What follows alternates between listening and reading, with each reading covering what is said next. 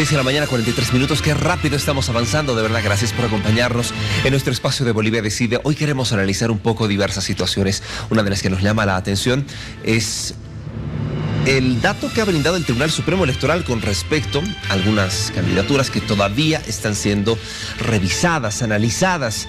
Mucha gente pensó que ya se iba a conocer cuál es la postura oficial con respecto, por ejemplo, a don Evo Morales y a Luis Arce. ¿Qué le parece si la analizamos acá? Israel Quino es abogado constitucionalista y le agradezco mucho por acompañarnos. Buenos días, ¿cómo está? Estimado, ¿todo bien? Buen día, agradecido por la invitación. ¿Qué opina de lo que se ha conocido en las últimas horas? Ayer hasta las 6:30 ya se tendría que haber revelado algunas circunstancias. No hay todavía datos oficiales. Bueno, sí los hay, pero los que están todavía en cuestionamiento, y me voy a referir a Evo Morales y Luis Arce, no están plenamente identificados sobre si están habilitados o inhabilitados. Así es, anoche el Tribunal Supremo Electoral hizo conocer que está atendiendo específicamente 13 casos, ¿no?, en los cuales va a emitir un pronunciamiento en las siguientes horas. Sin embargo, aquí una primera cuestión propia del derecho administrativo, Héctor, está en razón de esa observación y de la resolución futura que van a emitir. ¿Cómo puede un tribunal o una entidad que administra, en este caso, si usted quiere, justicia administrativa electoral, puede admitir un recurso de impugnación a candidatos que ni siquiera han sido inhabilitados, ¿no? Un recurso de impugnación se presenta cuando se inhabilita a un candidato o se habilita en su defecto. Tiene el resultado cuando final. El Tribunal Supremo publica una lista de habilitados e inhabilitados, como lo hizo anoche, y sobre esa lista se presenta un recurso de impugnación, ¿no? Y por eso me parece contradictorio que haya admitido siquiera un recurso de impugnación cuando ni siquiera se conocía si estaban o no habilitados o inhabilitados, ¿no? Es como presentar una denuncia por un hecho penal que nunca ocurrió. Hay que presentar la denuncia después de ocurrir un presunto hecho ilícito, ¿no? Lo mismo en materia administrativa, no tendría que haber primero haber conocido los impugnantes, quienes están habilitados y quienes no, y a partir de allí recién haber presentado un recurso de impugnación a la inhabilitación en caso de verse afectados o a la habilitación respecto de otras fuerzas políticas que así consideran que se habilitó de una manera inadecuada o incumpliendo algún tipo de requisito formal para la candidatura. Sin embargo, de ello, el calendario electoral dispone que este próximo domingo 23 de febrero, en cumplimiento de la actividad 34, ¿no?, del calendario electoral, recién se va a emitir el próximo, si usted quiere, el fallo final del Tribunal Supremo Electoral, la resolución de sala plena que conozcamos, en la cual ya se delibere la lista final de candidatos habilitados o inhabilitados. Si este tiempo se pronuncia el Tribunal Electoral ya definiendo la inhabilitación formal, ¿no?, mediante un documento a algún tipo de candidato de cualquier fuerza política en particular, entonces será la propia fuerza política, ¿no?, que quien se vea afectada recién a presentar un recurso de impugnación a la decisión del Tribunal Supremo Electoral. Si ponemos un caso específico, sea la agrupación política ABC, que uno de sus candidatos, presidencial, vicepresidencial, senatorial o de diputado, sea inhabilitado y que esa fuerza política considere que el tribunal vulneró su derecho a ser elegido, recién impugnará formalmente, ¿no? Entonces este tiempo se va a conocer esa decisión del tribunal. A usted le consulto como abogado constitucionalista. En el momento en el cual se dan a conocer estas observaciones, eran públicas y se ha manifestado que era lo que sucedía, por ejemplo, con el caso de Evo Morales. ¿Usted considera que debería ser habilitado o inhabilitado, teniendo todos estos antecedentes? Hay precedentes jurídicos que con gran probabilidad el Tribunal Supremo Electoral los va a considerar en este camino hasta el día domingo, ¿no? Por ejemplo, hay 3 sentencias constitucionales del 2015 de julio, agosto y septiembre, ¿no?, que refrendan la por entonces vigente circular 071/2014, que decía que la residencia permanente no debe entenderse como que el lugar donde uno tiene el proyecto de vida en común, ¿no? Es decir, y la circular 71 del año 2014 se emitió porque diputados, por el caso específico, una circular que se hizo a la medida de 3 posibles candidatos: la exdiputada Rebeca Delgado, el ex senador Maldonado y el exdiputado Edwin Tupa, ¿no? Se hizo a la medida de los 3 porque esa circular disponía que aquellos postulantes a legisladores que pretendían postular por sus municipios de origen, Cercado Cochabamba, Sucre en Chuquisaca y Montero en Santa Cruz, pero residían laboralmente en la ciudad de La Paz, no podían habilitarse. Claro. esta circular se impugnó, se presentó un recurso de amparo constitucional y los 3 sentencias constitucionales refrendaron ese entendimiento. El caso de Rebeca Delgado inclusive se conoció en Naciones Unidas, en la Comisión de Derechos Humanos, y tuvo un entendimiento diferente, y la Comisión de Naciones Unidas dispuso que ese documento emitido por el Tribunal Supremo Electoral del entonces 2014 era vulneratorio a los derechos humanos, particularmente derechos civiles y políticos. 4 años después, el año 2018, la sentencia 24/2018 habla y nos da luces. A ver, ¿qué es residencia permanente? 3 requisitos en particular. Primero, donde uno tenga vida en común. Segundo, puede ser intermitente, y empieza a utilizar la palabra intermitente. El Tribunal Constitucional le dice que puede ser que emita el voto, ¿no?, en la ciudad de origen, donde está su recinto electoral, pero trabaje en otro departamento. Y un tercer entendimiento, que por razón de fuerza mayor o un razonamiento legal, dice la sentencia, puede alejarse de ese lugar. Entonces hay 2 causales y una condicionante. Entonces, es una disyuntiva terrible. Sí, y en función de ese entendimiento cualquiera diría que están en lo correcto, pero no es así, porque esta sentencia constitucional no es extraterritorial, no habla, por ejemplo, en la que un ciudadano boliviano salga de la frontera del país y pida residencia en otro estado a título de asilo o refugio político. No habla. Segundo, que esa sentencia constitucional... un vacío, ¿no? Sí, se dio en un entendimiento de una elección subnacional, es decir, local, ya sea alcaldía o gobernación o asambleístas departamentales. No así una candidatura nacional, ¿no?, para postularse a una candidatura nacional, como es el cargo de un asambleísta nacional.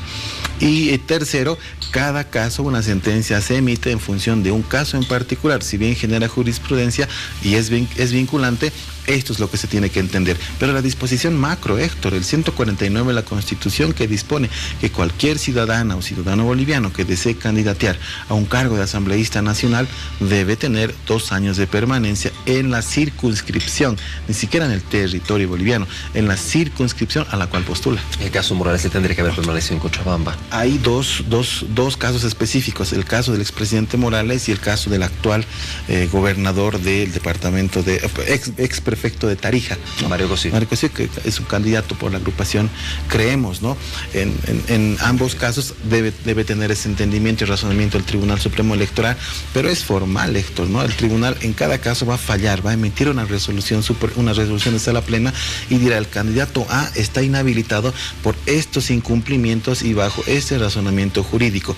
Ese documento va a ser el que va a ser objeto de impugnación, primero ante el mismo Tribunal Supremo Electoral, y les dirá: señores del Tribunal Supremo Electoral, observaron de una manera inadecuada y consideramos que deben reivindicar, ¿no?, su decisión y rectificar el error. Entonces, el Tribunal Supremo Electoral, si considera que los argumentos presentados por él o los afectados son razonables, entonces cambiará de posición, que ya lo hizo en varias anteriores oportunidades.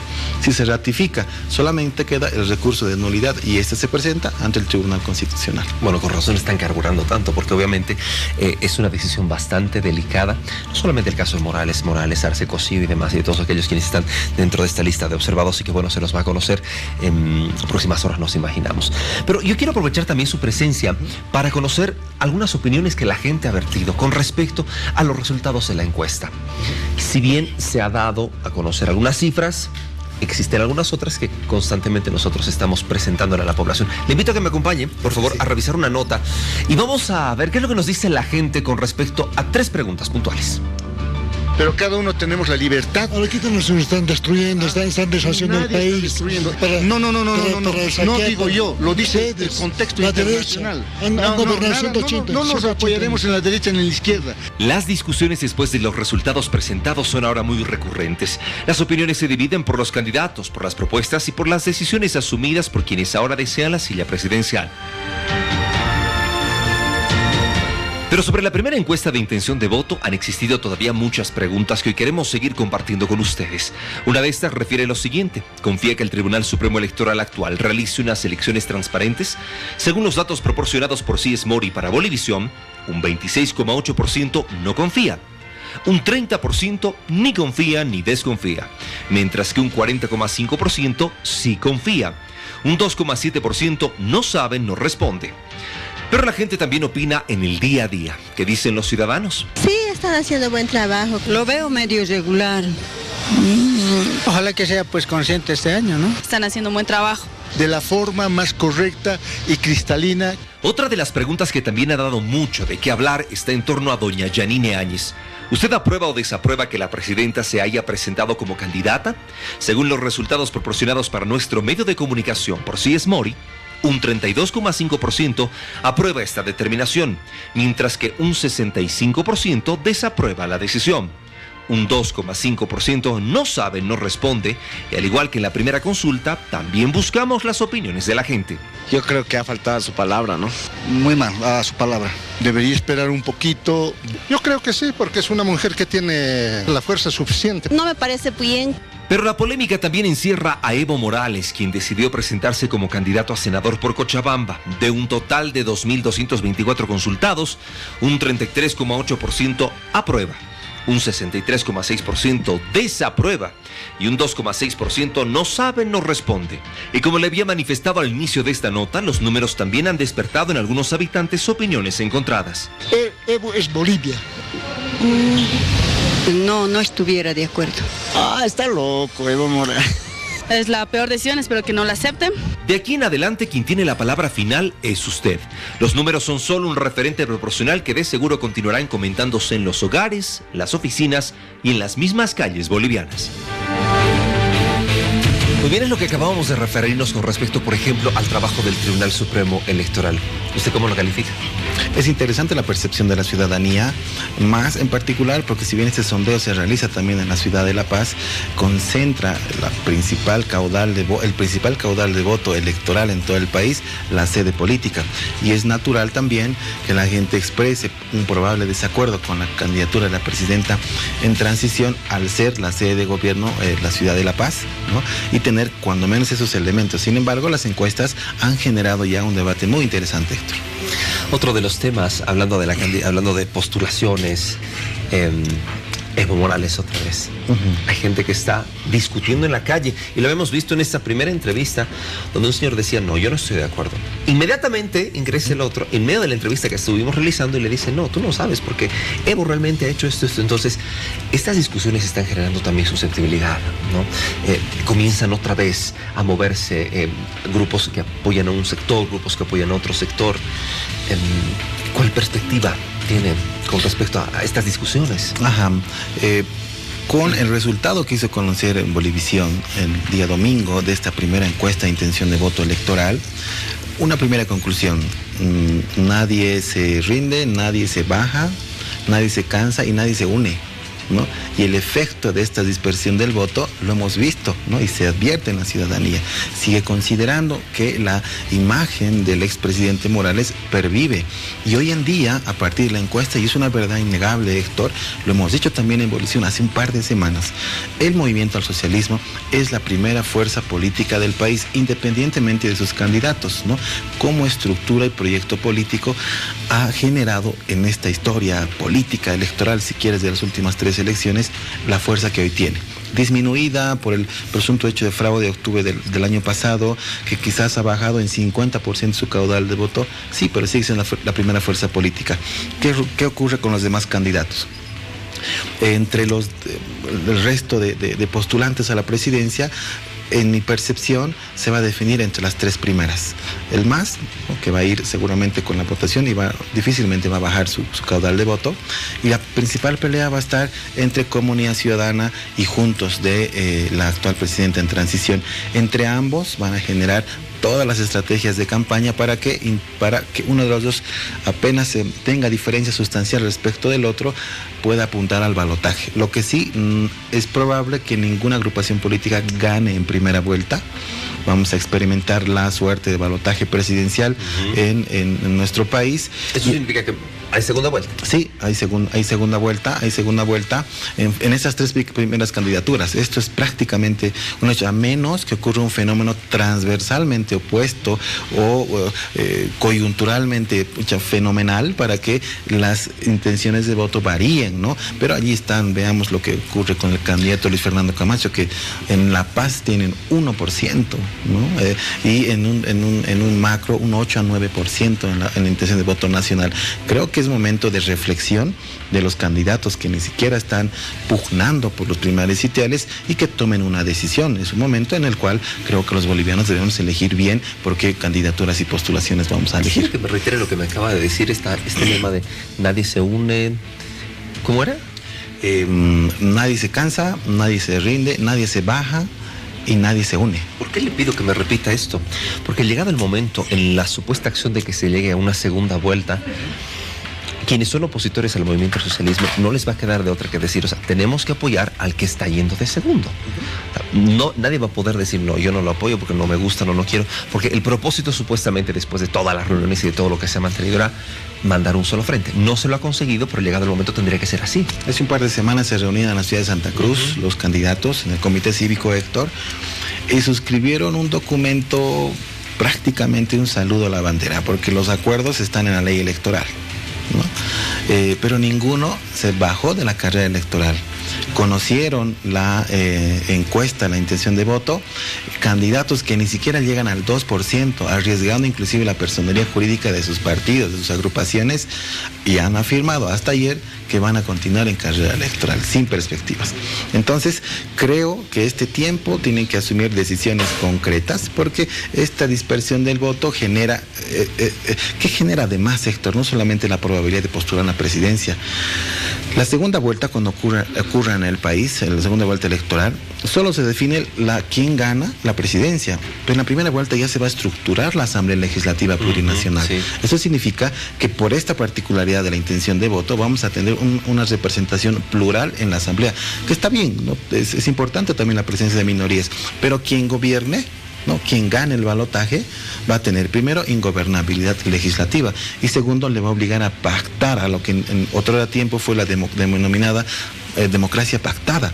Entonces se va a generar otro escenario, ¿no? Político, esperemos que no sea de cuoteo, pero va a generar aquello. Si es que, como tú lo planteas, el resto de candidatos, a excepción del MAS, se logran unir recién para una segunda vuelta electoral y definen o no si se compiten o pugnan para ganar la presidencia, es probable que le ganen al MAS por las encuestas. Sin embargo, por los resultados que hemos conocido el día domingo, la diferencia es ínfima, ganan por muy poco, que significa aquello que existe una gran probabilidad que también el MAS vuelva a ganar. Para finalizar la entrevista, ¿sí o no? Chi, Tuto, Mamani y Camacho deberían retirarse.